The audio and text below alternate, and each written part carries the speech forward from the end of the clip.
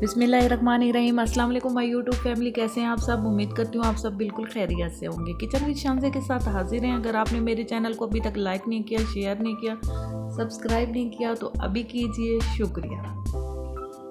आज मैं बनाने जा रही हूँ पेठे का हलवा, पम्पकन का हलवा। ये मैंने लिया है एक पेठा, तकरीबन 4 से 5 केजी इसका वेट है। ये देखें आप, सारा पेठा जो है वो हमारे मैदे के लिए बहुत ज़रूरी होता है। ये मैदे को ठंडक देता है, इसका इस्तेमाल जो है वो ज़रूरी होता है। वैसे तो सालन में भी इसका बनाया जाता है कच्चे पेठे का। ये पका हुआ पेठा है, इसका हलवा बनाया जाता है। इस तरह का पेठा आपने लेना है। सबसे पहले आपने इसके छिलके को पील ऑफ कर देना है इस तरीके से। एहतियात के साथ करना है क्योंकि आपका हाथ भी कट सकता है। तो इस तरीके से आपने इसको पील ऑफ कर देना है। फिर हम इसको क्रश कर देंगे।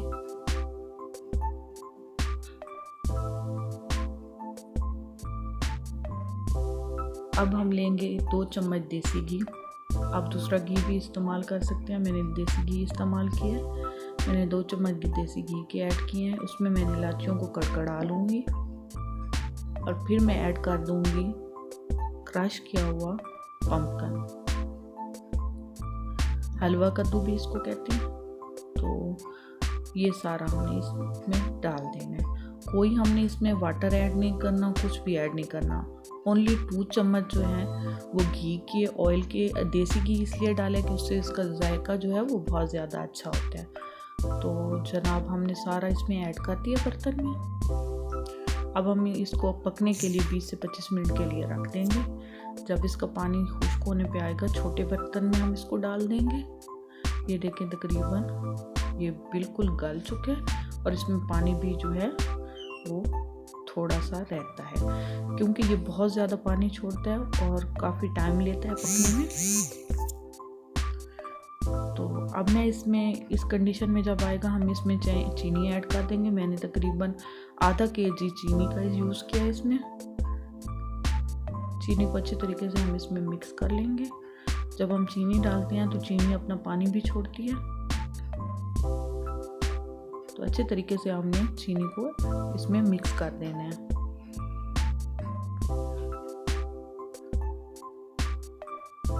अब मैंने 1 चम्मच केवड़ा एसेंस का डाल दिया इसमें।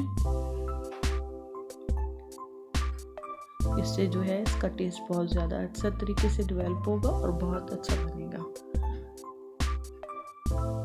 अभी हम इसको अच्छे तरीके से पकाएंगे। जब इसका पानी ख़त्म होने पे आ जाएगा तो हमने फुल फैट इसमें मिल्क यूज़ किया।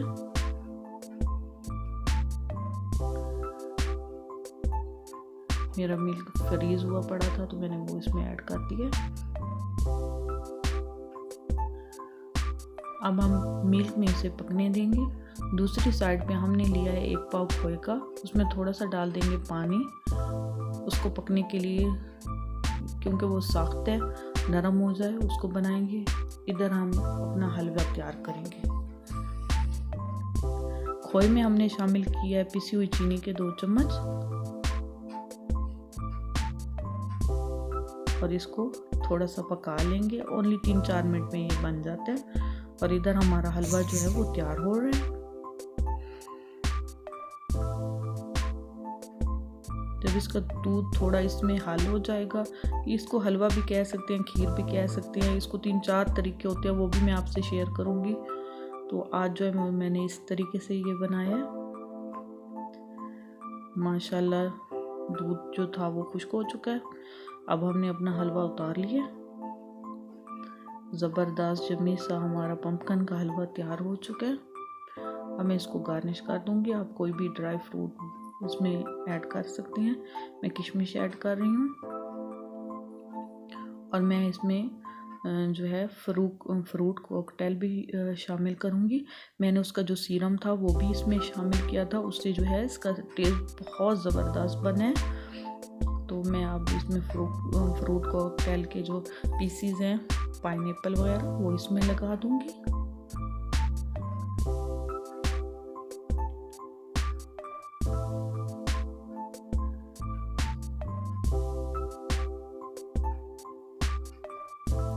आप लाजमी ये रेसिपी ट्राई कीजिएगा, आपको बहुत मज़ा देगा। आजकल इसका सीज़न है, बहुत ही अच्छी बन रही है, तो आप ख़ुद भी खाएं, बच्चों को भी खिलाएं, फैमिली को भी खिलाएं।